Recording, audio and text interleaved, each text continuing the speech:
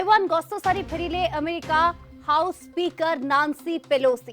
चीन रो कड़ा विरोध सत्वे गतकाली ताइवान रे पहुंची नांसी Pelosi.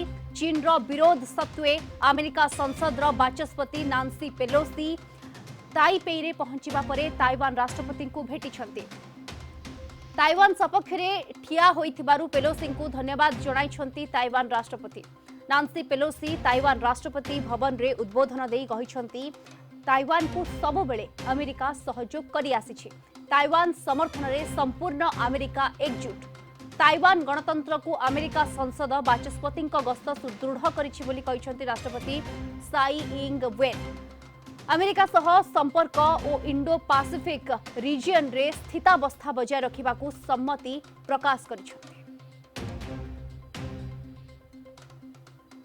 Chairman of the Mr. Meeks, Mr. Takano, Chair of Veterans Affairs, Vice Chairs of Foreign, Energy and Ways and Means, the Trade Committee, Congresswoman Susan Delbene, a member of the Intelligence Committee, Mr. Krishnamurthy, and a member of the Foreign Affairs and Armed Services Committee, Mr. Kim. I say that because when I speak, my receiving your kind words as well as this invitation is really received and appreciated by members of Congress. On both sides of the aisle, on both sides of the Capitol, great enthusiasm for the U.S.-Taiwan relationship. Let's just put it in perspective. Over 4 decades ago, the Taiwan Relations Act was built in building a strong bond between our two countries, advancing our shared interests of governance, economy, and security, while respecting the one China policy. Our solidarity with you is more important than ever as you defend Taiwan and your freedom. In our bilateral meeting, we discussed key opportunities to deepen our partnership, upholding democracy and human rights and respect for the individual, combating, well, I'll get around to comment. 3 areas that I just mentioned: security, economy, governance. Security, our relationship is a strong one, and we discussed how we can make it stronger and more and up to date. In economy, we talked about a trade agreement that might be possible and soon. And in governance, among other things, and in governance, I want to salute Taiwan for the leadership you have provided in fighting COVID. Probably one of the highest rates of vaccination, but also the lowest number of deaths from COVID, a real model for the world. It's about science, but it's also about community acceptance of a plan, and that is called leadership. So thank you for that lesson to all of us. And so as we deal with those 3 areas, we come here following the President's lead on the Indo-Pacific economic framework. That's interesting. We support that. Again, in terms of security, economy, and governance. Taiwan's not part of that, so we want to build a different set with the economic package, with our security package, and a trade agreement, hopefully, that is imminent. So this is a very important time for us because we came here to listen and to learn about how we can do this more effectively, really achieving the goals for Taiwan that we all aspire to, but don't understand as fully as we do now because of this trip. So again, it's a great pride for us today, the first woman speaker in the House, meeting the first woman president of Taiwan. We have some enthusiasm for that, and again, we're very proud of our representative, Sandra Aldkirk, and I'm proud of my colleague, Susan Delbene. So it may take a moment to take some pride in women's leadership. Again, our delegation came here to send an unequivocal message. America stands with Taiwan. In terms of our visit here, and would that lead to other visits? I certainly hope so. But I think it's important to note that members of Congress, several of them have made trips just earlier this year.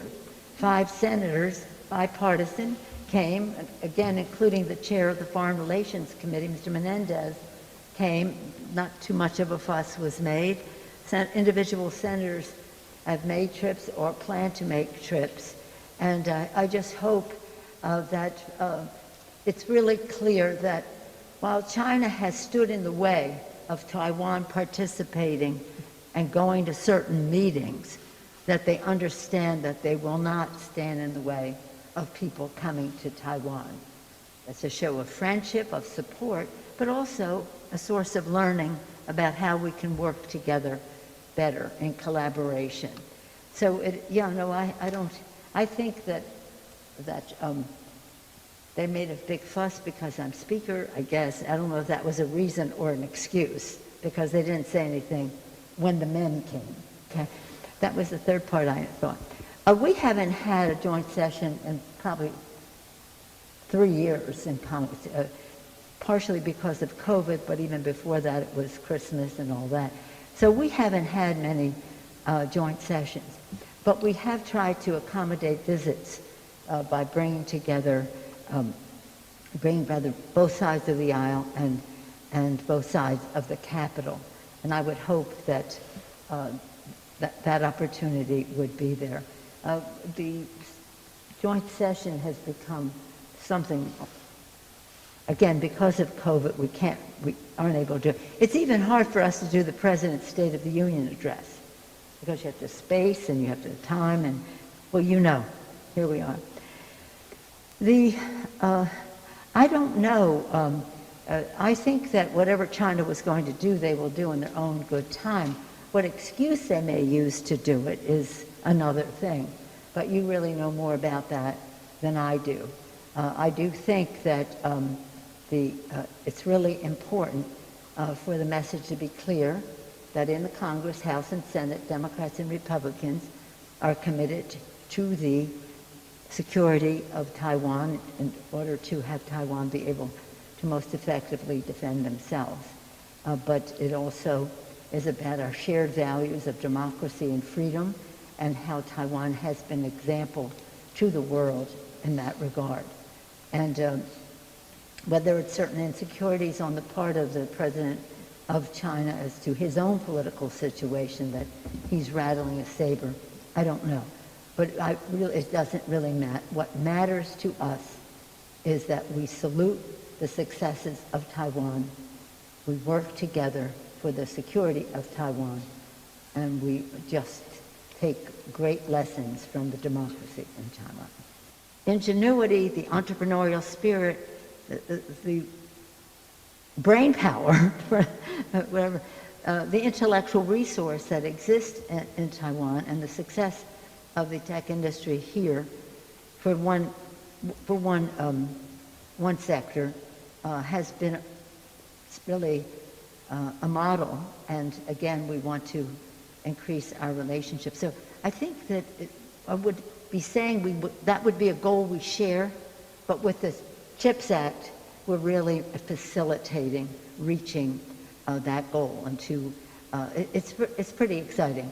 It's pretty exciting, and I think that you will see a recognition of the scientific success that Taiwan has had, being a model for how we go forward. That's why our bill is called Chips and Science. To reiterate the Taiwanese people's warm welcome to Speaker Pelosi and the delegation.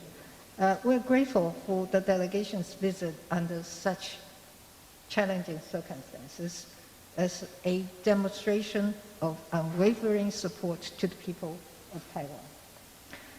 The Speaker's presence here in Taiwan serves to boost public confidence in the strength of our democracy as a foundation to our partnership with the United States. I told Speaker Pelosi that we are committed to maintaining the status quo across the strait. Taiwanese people are pragmatic. We have welcomed many congressional delegations to Taiwan over the years, and the normal practice of friends visiting each other is inherent in our culture of hospitality. Military exercises are unnecessary responses. Taiwan has always been open to constructive dialogue, and we will work with stakeholders to bring about stability and peace in the region. Thank you.